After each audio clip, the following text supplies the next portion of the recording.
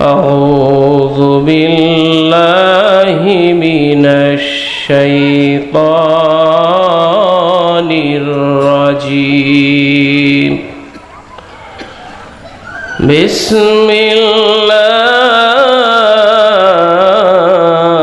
الرحمن الرحيم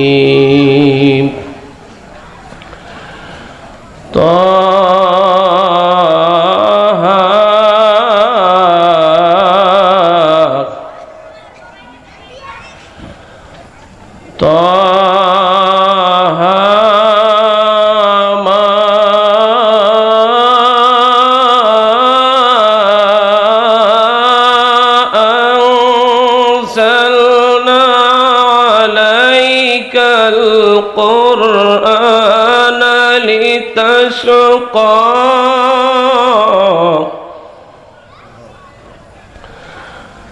إن الله وملائكته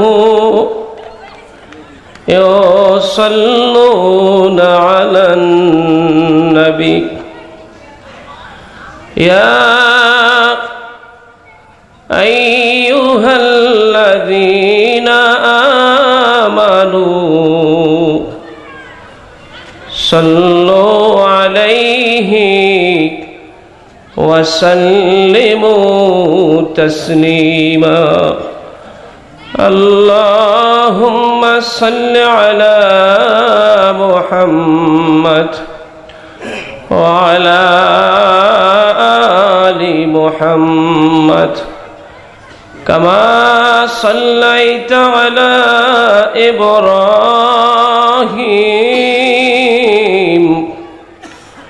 وعلى آل إبراهيم إنك حميد مجيد اللهم بارك على محمد وعلى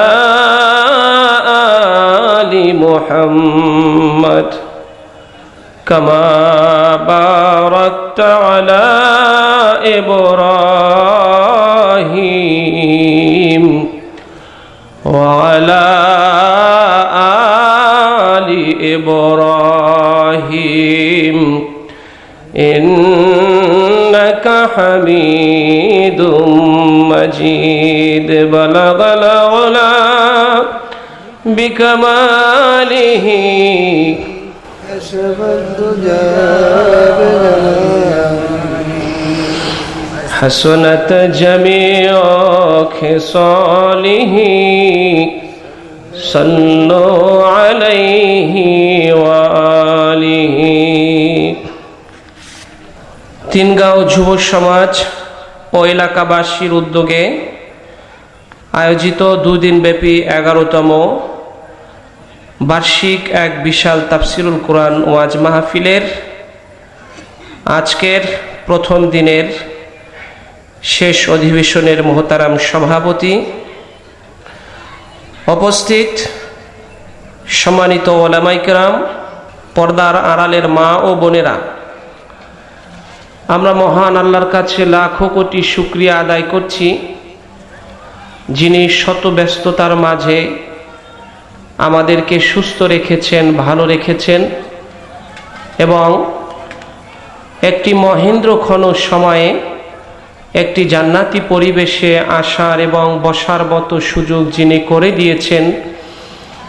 আমরা আমাদের হৃদয়ের সবটুকুন শ্রদ্ধাকে উজাড় করে দিয়ে আবেগ আপ্লুত কণ্ঠে নত শিরে সমস্বরে সকলে সেই মনিবের দরবারে শুকরিয়া তান বলছি আলহামদুলিল্লাহ। সুধীমণ্ডলী, এটি এখন সাধারণ মাঠ নেই, এটি এখন জান্নাতের বাগান হয়ে গেছে। এই বাগানে আসতে পেরে কি আপনারা খুশি হয়েছেন? শেষ পর্যন্ত আপনারা থাকবেন তো? শেষ পর্যন্ত থেকে আখিরি মোনাজাত করে আল্লাহর কাছে দু হাত তুলে জীবনের সমস্ত গুনাহগুলোর জন্য একটু অনুতপ্ত হয়ে সকলে দুফোঁটা চোখের পানি আমরা ছেড়ে দেওয়ার চেষ্টা করব। কারণ হলো মানুষের জীবনের সবচেয়ে দামি সম্পদ হলো তার গভীর রাতের দুফোঁটা চোখের পানি। এই গভীর রাতের চোখের পানি আল্লাহকে যে যত বেশি দিতে পেরেছেন সে আল্লাহর তত কাছের বান্দা হতে পেরেছেন। গভীর রাতের চোখের পানি যারা আল্লাহকে দিতে জানেন তারা আল্লাহর বান্দা থেকে আল্লাহর বন্ধু হতে জানেন।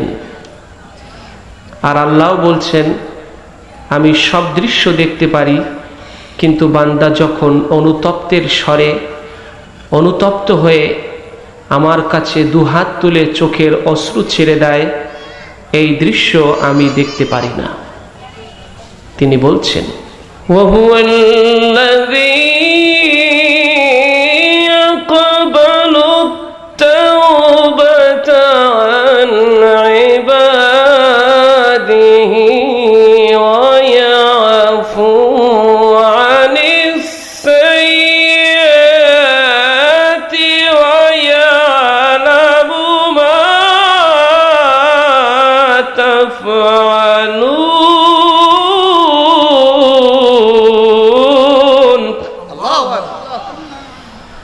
যখনই কোনো বান্দা তওবা করে হাত দুখানা আল্লাহর কাছে পেতে দেয়, অনুতপ্ত হয়, তখনই আল্লাহ আপন সহনশীলতার মহিমা দিয়ে বান্দার সমস্ত গুনাহগুলো ঢেকে রেখে সমস্ত গুনাহগুলো দেখার পরেও আল্লাহ তার বান্দাকে মাফ করে দেন। আপনারা কাগজের লেখা চিঠি দেখেছেন। এই কাগজের লেখা চিঠির উপরে বৃষ্টির পানি পড়লে কিন্তু কাগজের লেখাগুলো মুছে যায়, থাকে না। আমার ভাইয়েরা, কাগজের লেখা চিঠির উপরে বৃষ্টির পানি পড়লে যেভাবে কাগজের লেখাগুলো মুছে যায়, মানুষ যখন গুনাহের কথা স্মরণ করে চোখের পানি ফেলে ফেলে কান্দে, আর যখন চোখের পানিগুলো গাল বেয়ে বেয়ে পড়তে থাকে, কাগজের লেখা চিঠির উপরে বৃষ্টির পানি পড়লে যেভাবে লেখাগুলো মুছে যায়, বান্দার চোখের পানিগুলো তার আমল নামায় পড়ে আমল নামার বদগুলো চিরতরে মুছে যায়। এজন্য বেশি বেশি কাঁদতে হবে। আমার ভাইরা, নবীজির এক সাহাবী ছিলেন আবু মিলাক, অত্যন্ত বুদ্ধিমান ছিলেন। তিনি কাপড়ের ব্যবসা করতেন। তো হঠাৎ করে ডাকাত একদিন গভীর রাতে পথিমধ্যে তাকে ধরে ফেলেছেন। তাকে ধরে বলছেন, দআমা মাকা ফাইন্না কাতিলু, তোমার কাছে যা কিছু আছে আমাকে দিয়ে দাও, এরপরে তোমাকে হত্যা করা হবে। তো আবু মিলাক বললেন, দেখো আমার কাছে যা কিছু আছে সবকিছু তুমি নিয়ে যাও, কিন্তু আমাকে মেরো না, কারণ আমার ছোট্ট ছোট্ট ছেলে মেয়ে আছে, ওরা অসহায় হয়ে যাবে। অনেক করে বুঝাতে চাইলেন আবু মিলাক ডাকাতকে, কিন্তু ডাকাত বুঝতে চাইলেন না। তিনি বললেন, দেখো আমি মালও নেই, মালের সাথে মালের মালিককেও নিয়ে যাই। তো অনেক চেষ্টা করেও যখন বুঝাতে পারলেন না, তখন ফাইনাল সিদ্ধান্ত নিয়েই ফেলেছে ডাকাত আবু মিলাককে হত্যা করে ফেলবে। এবার হত্যা করার আগে এসে বললেন, আবু মিলাক, আমি ডাকাত হলেও আমার একটি ভালো গুণ আছে, সেটি হলো কাউকে হত্যা করার আগে তার জীবনের শেষ ইচ্ছেটা আমি পূরণ করে থাকি। তোমার কি জীবনের কোনো শেষ ইচ্ছে আছে? আবু মিলাক বললেন, আছে। ডাকাত বললেন, কি সেই শেষ ইচ্ছে? এবার আবু মিলাক বললেন, ইযা বাইতা ফাযারনি উসাল্লি 4 রাকাত। তাইলে শোনো রে ভাই ডাকাত, আমার ইন্তেকালের আগে আমার জীবনের শেষ ইচ্ছে হলো আমি 4 রাকাত নামাজ পড়ে আমার আল্লাহকে আল্লাহ বলে দুটো ডাক দিয়ে 2 ফোঁটা চোখের পানি আমি ছেড়ে দিতে চাই।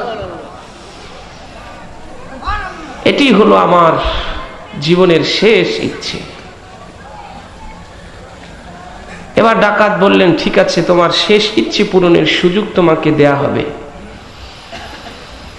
এবার কোনো এক সময় এসে ডাকাত বললেন, আবু মিলাক, তোমার জীবনের শেষ ইচ্ছে তুমি পূরণ করতে পারো।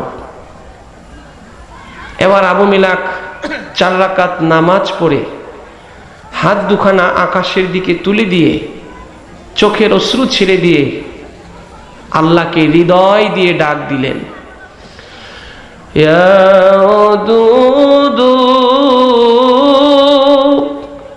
ইয়া জাল আরশিল মাজিদ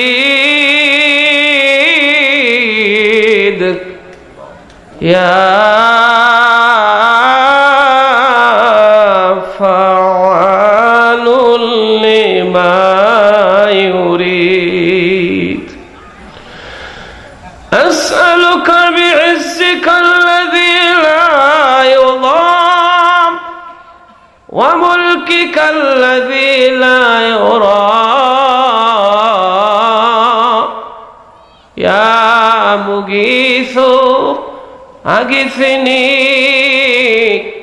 يا مغيث أغثني ইয়া মুগীসু আগিসনি। 3টি ডাক দেওয়ার সাথে সাথে এক লোক এসে ডাকাতকে এমন এক থাপ্পড় দিলেন, ডাকাত জমিনের মধ্যে পড়ে গেছে। এবার আবু মিলাক লোকটিকে জিজ্ঞেস করলেন, ভাই তুমি কে, তুমি কোত্থেকে এসেছো? তুমি না আসলে তো ডাকাত আমাকে মেরেই ফেলতো। কি তোমার পরিচয়, কেনই বা তুমি এসেছো, কোথায় তুমি থাকো, কি করো?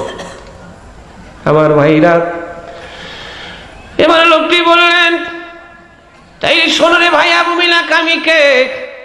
আমি হলাম 4র্থ আকাশের ফেরেশতা। যখন তুমি প্রথমবার আল্লাহকে আল্লাহ বলে ডাক দিয়েছো, প্রথমবার যখন আল্লাহকে আল্লাহ বলে ডাক দিয়ে চোখের পানি ছেড়ে দিয়েছো, তখন আমি আকাশের দরজা ধরে খটখট করে নাড়া দেওয়ার শব্দ পেয়েছি। দ্বিতীয়বার যখন তুমি ডাক দিয়েছো, আল্লাহ বলেছেন, কে রে, কে আছো রে ফেরেশতা? আমার আবু মিলাক চোখের পানি ছেড়ে দিয়েছে, জমিনে পড়ার আগে যাও। যখন তুমি 3য়বার ডাক দিয়েছো, আল্লাহ আমাকে পাঠিয়েছেন আর বলেছেন, যা রে ফেরেশতা, আমার আবু মিলাক চোখের পানি ছেড়ে দিয়ে আমাকে ডাক দিয়েছে, আমার আবু মিলাককে গিয়ে সহযোগিতা কর, আমি চলে এসেছি। তাইলে আমি একটি জিনিস শুনতে চাই রে আবু মিলাক, এমন কোন আমল তুমি করো যে আমলের কারণে 3টি ডাক দিয়েছো, একটি ডাকও খালি ফেরত আসলো না? এমন কি আমল তুমি করো? আবু মিলাক বললেন, ভাই ফেরেশতা, এই পৃথিবীতে আমার তেমন কোনো যশ খ্যাতি আভিজাত্য অর্থবিত্ত নেই, কিন্তু আমার একটি শক্তি আছে, সেটি হলো রাত্র যখন গভীর হয়ে যায়, পৃথিবীটা যখন অন্ধকারের চাদর দিয়ে ঢেকে দেওয়া হয়, মানুষ যখন গভীর ঘুমে মগ্ন হয়ে যায়, তখন আমি আমার নামাজের মাসাল্লায় বিছাইয়া 2 রাকাত নামাজ পড়ে আমার আল্লাহকে আল্লাহ বলে ডাক দিয়ে 2 ফোঁটা চোখের পানি আমি প্রতি রাতে ছেড়ে দেই। আমার জীবনের সবচাইতে বড় শক্তি হলো গভীর রাতের এই 2 ফোঁটা চোখের পানি। এই 2 ফোঁটা চোখের পানি নিয়ে আমি যতবার আমার আল্লাহর দরজায় আমি নক করেছি, কোনদিন আমি খালি ফেরত আসি না। কিন্তু আজ তো আমরা কাঁদতে ভুলে গেছি।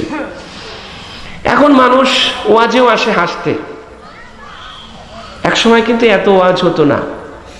কিন্তু আমল বেশি হতো। আজকের ওয়াজ অনেক বেশি হয়, কিন্তু মানুষ আমলের ঝুলিতে করে তেমন কিছু নিয়ে যেতে পারে না। সে কারণে বেশি বেশি কাঁদতে হবে, কাদার অভ্যাস করতে হবে। আল্লাহ সেই তৌফিক আমাদের সকলকে দান করুক, বলুন আমিন। সুধী মণ্ডলী, আমি আজ ভূমিকায় না গিয়ে সরাসরি মূল আলোচনায় চলে যেতে চাই। আমি আলোচনার সূচনা লগ্নে জ্ঞান, বিজ্ঞান,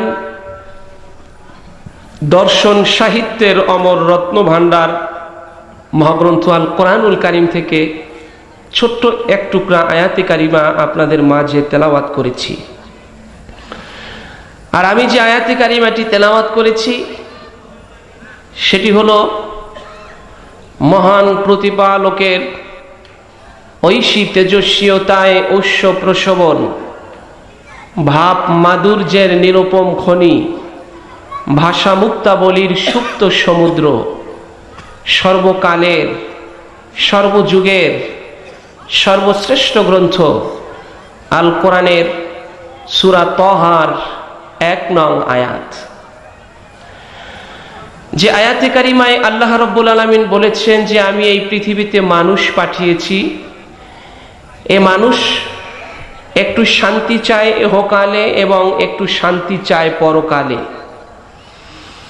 মানুষ ইহকালীন শান্তির জন্য বহু শান্তির রূপরেখা তৈরি করেছে, কিন্তু আমি দেখেছি মানুষের তৈরি এই শান্তির রূপরেখা দিয়ে ঘুণে ধরা বিশ্ব মানবতার শান্তি আসবে না। তাই আমি গাড়ে হেরায় বিশ্ব নবীকে একটি বিশ্ব শান্তির রূপরেখা দিয়েছি। তো মানুষকে আল্লাহ এত শান্তির রূপরেখা থাকার পরেও কেন একটি মানুষের জীবন পরিচালনার জন্য অপারেটিং গাইড দিলেন? কেনই বা আরেকটি শান্তির রূপরেখা তিনি তৈরি করার প্রয়োজনীয়তা অনুভব করলেন?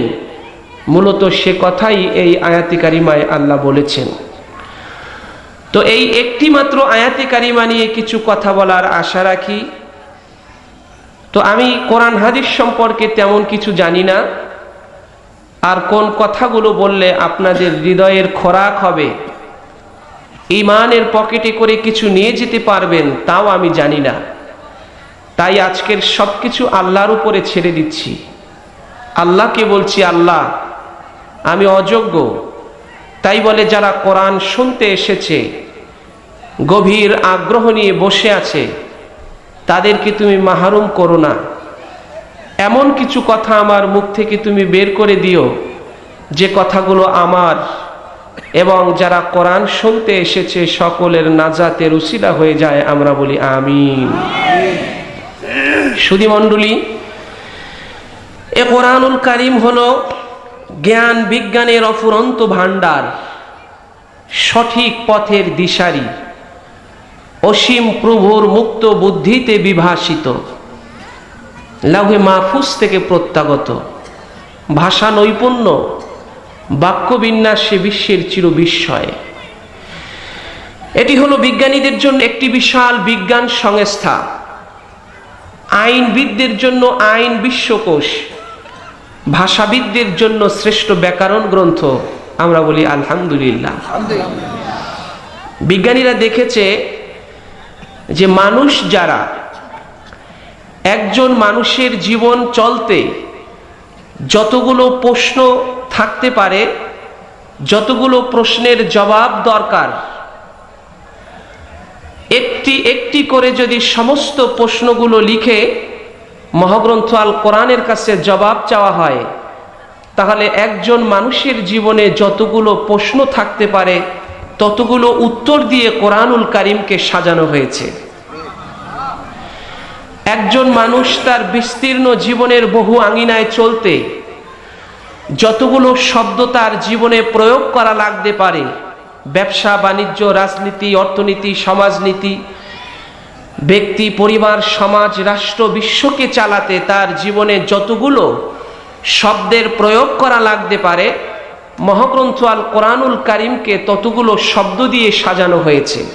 এ কোরআনুল কারীম হলো মানুষের জীবনের একটি অপারেটিং গাইড। যেমন ধরুন, আমরা যখন কোনো মোবাইলের দোকান থেকে মোবাইল কিনে নিয়ে আসি, যে কোম্পানির মোবাইল আমরা কিনি সেই কোম্পানির মোবাইল অপারেট করার জন্য একটি অপারেটিং গাইড দেয়া হয়, বলে দেয়া হয় যে এখানে মোবাইলটা চালাতে যতগুলো কাজ তোমাকে করতে হবে এই বইয়ের মধ্যে সব লেখা আছে, এটি দিয়ে যদি তুমি অপারেট করো তাহলে সব ফাংশনগুলো সঠিকভাবে তুমি চালাতে পারবে। আচ্ছা, আপনারা কি কখনো শুনেছেন নোকিয়া কোম্পানি মোবাইল তৈরি করেছে আর এই মোবাইল চালানোর জন্য অপারেট করার জন্য বিআরটিসি কোম্পানিকে বলেছে যে আমরা মোবাইল তৈরি করেছি, তোমরা এখন একটা অপারেটিং গাইড তৈরি করে দাও, এটা কিভাবে চালাতে হবে সেটা তোমরা বানিয়ে দাও। এমন কি তারা কখনো বলেছে? বলেনি। কারণ বিআরটিসি এরা হলো একটি গাড়ির সংস্থা, এরা বলতে পারবে কিভাবে গাড়ির ম্যানেজমেন্ট ভালোভাবে চালানো যায়, রোডে গভর্নমেন্টের গাড়িগুলো কিভাবে যথাযথ সার্ভিস দেওয়া যায়, এটাই তারা অপারেট করতে পারবে। নোকিয়ার মোবাইল অপারেটিং গাইড তারা বানাতে পারবে না। ঠিক তেমনিভাবে মোবাইল অপারেট করতে গিয়ে যদি অপারেটিং গাইডের সাহায্য না নিয়ে মনচাহিভাবে যদি অপারেট করতে থাকি তাহলে হয় সিম লক হয়ে যাবে, না হয় ফাংশন মুছে যাবে, না হয় মোবাইল অফ হয়ে যাবে। ঠিক তেমনিভাবে এই জগৎ সংসারের মালিক মানুষ নামক এই যন্ত্রকে চালানোর জন্য অপারেট করার জন্য একটি অপারেটিং গাইড দিয়েছেন, আর তার নাম হলো কোরআনুল কারীম। এই কোরআনুল কারীম দিয়ে মানুষ যতদিন পর্যন্ত তার জীবনকে অপারেট করবে ততদিন পর্যন্ত তার জীবনের প্রকৃত স্বাদ উপভোগ করতে পারবেন। আর যদি তার জীবনকে কোরআন দিয়ে অপারেট না করে, মনচাহিভাবে তার জীবনকে অপারেট করতে থাকে, তাহলে জীবনের প্রকৃত স্বাদ কি সে কখনো উপভোগ করতে পারবে না। এই পৃথিবীতে যারাই কোরআনকে উপেক্ষা করে অর্থবিত্ত, যশ, খ্যাতি, আভিজাত্যের মালিক হয়েছে, তারা মালিক হয়েছে ঠিকই, কিন্তু সেই অর্থবিত্ত, যশ, খ্যাতি, সম্মানের যে প্রকৃত স্বাদ সেটা তারা উপভোগ করতে ব্যর্থ হয়েছে, উপভোগ করতে পারেনি। ঠিক না বেঠিক? আচ্ছা, শান্তির জন্য তো মানুষ টাকা অর্জন করে, কোটি কোটি টাকা। আচ্ছা বলুন তো, এই টাকা দিয়ে চশমা কেনা যায়, টাকা দিয়ে কি চোখের আলো কেনা যায়? চোখের আলো কেনা যায় না। আমার ভাইয়েরা, টাকা দিয়ে দামি দামি পোশাক কেনা যায়, টাকা দিয়ে কি সৌন্দর্য কেনা যায়? মানুষের জীবনে তো সৌন্দর্যের বহু চাহিদা, কিন্তু টাকা দিয়ে সেটা কেনা যায় না। আমার ভাইরা, টাকা দিয়ে ঔষধ কেনা যায়, টাকা দিয়ে কি সুস্থতা কেনা যায়? টাকা দিয়ে যদি সুস্থতা কেনা যেত, প্রধানমন্ত্রী, রাষ্ট্রপতি চিকিৎসার জন্য বিদেশ যেতেন না, পিএম অফিসে বসে, বঙ্গভবনে বসে তারা চেক কেটে সুস্থতা অর্জন করত। ঠিক না বেটি? আমার ভাইরা, টাকা দিয়ে বই কেনা যায়, টাকা দিয়ে কি জ্ঞান কেনা যায়? টাকা দিয়ে যদি জ্ঞান কেনা যেত, বহু মূর্খ আছে, অশিক্ষিত আছে, কোটি কোটি টাকার মালিক, পত্রিকার মালিক, টেলিভিশন চ্যানেলের মালিক, কিন্তু জ্ঞান কম। যদি টাকা দিয়ে জ্ঞান কেনা যেত, কোটি কোটি টাকা দিয়া জ্ঞান কিনে তারা বস্তাবন্দি করে স্টকে রেখে দিত। ঠিক না বেটি? কিন্তু টাকা দিয়ে তো বই কেনা যায়, জ্ঞান যে কেনা যায় না। আমার ভাইরা, টাকা দিয়ে নরম বিছানা কেনা যায়, টাকা দিয়ে কি সুখ নিদ্রা কেনা যায়? দেখবেন বহু মানুষ আছে সারাদিন রিক্সা চালায়, রিক্সা ড্রাইভ করে, রাতের বেলায় মোটা চাল নিয়ে আসে, 2 কেজি মোটা ডাল নিয়ে আসে, মোটা ডাল আর মোটা চাল খেয়ে রাতের বেলা শক্ত বিছানায়, শক্ত বালিশে মাথা দিয়ে ঘুমিয়ে যায়। যখনই মাথা দেয় সাথে সাথে ঘুম এসে যায়। আবার অনেকে আছে ঢাকার শহরে 20 তলা টাওয়ারের মালিক, 2টি 3টি ঘুমের ঔষধ খেয়েছে, নরম বিছানা, নরম গালিচা, শুধু গড়াগড়ি দিচ্ছে, তবু তার ঘুম আসে না। টাকা দিয়ে শুধু নরম বিছানাই কেনা যায়, টাকা দিয়া কোনোদিন সুখ নিদ্রা কেনা যায় না। আমার ভাইরা, টাকা দিয়া চাটুকারিতা কেনা যায়, তোষামত কেনা যায়, ভালোবাসা কি টাকা দিয়ে কেনা যায়? কেনা যায় না। আমার ভাইরা, টাকা দিয়ে অনেক কিছুই কেনা যায় না। তো মানুষ এই যে প্রকৃত স্বাদগুলো, অর্থ, বিত্ত, যশ, খ্যাতি, আভিজাত্য, এগুলোর প্রকৃত স্বাদ অর্থ দিয়ে সে গ্রহণ করতে পারবে না। যখনই কোরআনুল কারীম দিয়ে তার জীবনকে অপারেট করবে, তখনই তার জীবনের যে প্রকৃত স্বাদ, প্রকৃত সাফল্য, তখনই সে উপভোগ করতে পারবে। বলুন আলহামদুলিল্লাহ। আলহামদুলিল্লাহ। এজন্য সবাইকে দল মত নির্বিশেষে কোরআনের কাছে আসতে হবে। কারণ আজ থেকে প্রায় 1400 বছর আগে যেদিন কোরআনুল কারীম নাজিল হয়েছিল, সেদিন থেকে আজ পর্যন্ত কোরআন তার বাহকদের দেয়া প্রতিশ্রুতি একদিনের জন্য বরখেলাপ করেননি। কিন্তু আমরা কোরআনকে যত প্রতিশ্রুতি দিয়েছি সবগুলো বরখেলাপ করেছি। অথচ কোরআন বলছে, তোমরা সব প্রতিশ্রুতি বরখেলাপ করছো কেন? আমি তো এসেছি তোমাদের কপাল খুলে দেওয়ার জন্য। কোই কাবল হুয়া তু শান কে দেতে ধন্ডনে আলু কো দানা ভিনে দেতে। কোরআন বলছে, যোগ্য পেলে রাজার মতো সম্মানিত করি তারে, আমায় যারা খুঁজতে জানে নতুন জগৎ দেই তাদেরে। সুবহানাল্লাহ।